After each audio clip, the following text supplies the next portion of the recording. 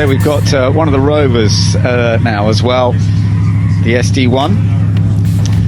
Yeah, this was the SD1, SD2. The SD1 was a remarkable car, really, wasn't it? And it was one that Rover produced.